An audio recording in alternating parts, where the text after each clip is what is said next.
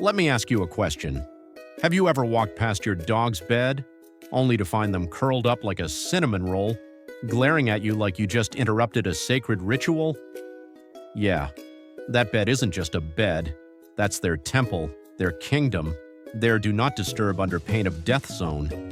And today we're diving into the hilarious and surprisingly serious mistakes many dog owners make when it comes to their pup's precious sleep zone.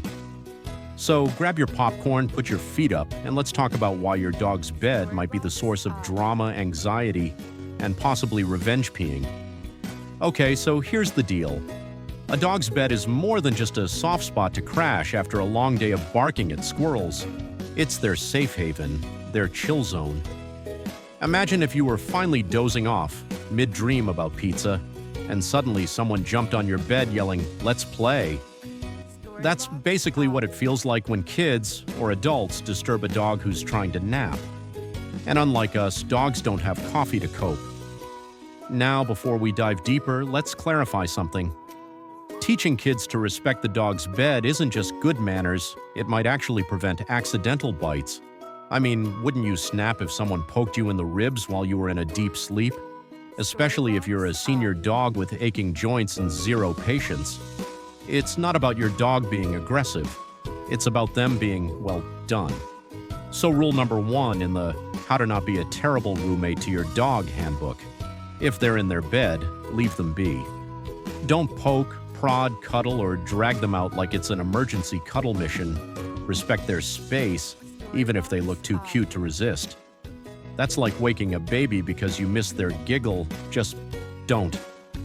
And speaking of beds, let's talk location. If your dog's bed is shoved in the laundry room next to a roaring dryer or tucked in a high-traffic hallway where toddlers run like caffeinated tornadoes, you're doing it wrong. That's not a rest zone. That's a war zone. Dogs need peace and quiet to truly relax, not the thundering sound of Netflix or your in-laws arguing over dinner. And don't get me started on shared beds. If your idea of bonding is squeezing yourself onto the tiny dog bed to be close, congratulations. You've officially confused your dog and possibly ruined their nap. Let your dog have their space. You've got the couch, a bed, maybe even a beanbag chair. Use it. Now here's where things get interesting. Making the dog bed a no-go zone for drama doesn't just help your dog feel safe, it actually builds trust. Your pup starts to associate their bed with calm, positive experiences, and the more they trust that no one's going to bother them while they're resting, the more they can relax. And relaxed dogs equals less anxiety, less barking, less late-night pacing across your hardwood floors like a haunted spirit. But let's flip the script, because here comes the twist. You, dear human, play a huge role in how your dog feels about their bed. That means you need to bring calm, peaceful energy into the home. If you're storming around stressed, yelling at Alexa for playing the wrong playlist, your dog's going to feel that. They're little emotional sponges. So when you approach their bed or their boundaries, do it like you're stepping into a yoga class. Chill, centered, respectful.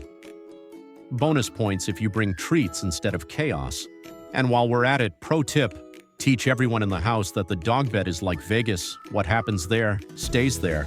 No chasing the dog off it, no using it as a launch pad for toys, and definitely no surprise bath ambushes.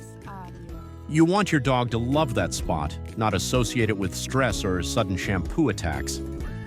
At this point, you might be thinking, okay, I get it. Dog bed equals sacred. But what else can I do? Simple. Observe your dog. Do they use their bed? Do they avoid it? Are they constantly moving it or choosing random corners instead? Sometimes they're trying to tell you something, like, this bed is too small, or you put my nap zone next to the vacuum. Are you trying to kill me? So take a step back, assess the situation, and ask, is this bed setup actually supporting your dog's emotional and physical well-being? Or did you just pick the cheapest one with a cute pattern? No judgment, we've all been there. But now's the time to upgrade your dog's comfort game and make that bed the haven it was meant to be. In the end, creating a safe, respected resting spot for your dog is one of the easiest and most powerful ways to build trust and reduce stress for everyone in the house. And let's be honest, a relaxed dog means a relaxed you. Less barking, less mischief, fewer mysterious chewed-up socks. Storyblocks. So give it a shot. Rethink the dog bed, set some boundaries, and maybe, just maybe, your dog will finally stop giving you that side-eye every time you walk by their nap zone. If you found yourself laughing, nodding, or side-eyeing your own dog bed setup, go ahead and hit that like button, subscribe, and stick around. We've got more pet care tips and funny dog truths coming your way. Until then, respect the nap, people. Respect the nap.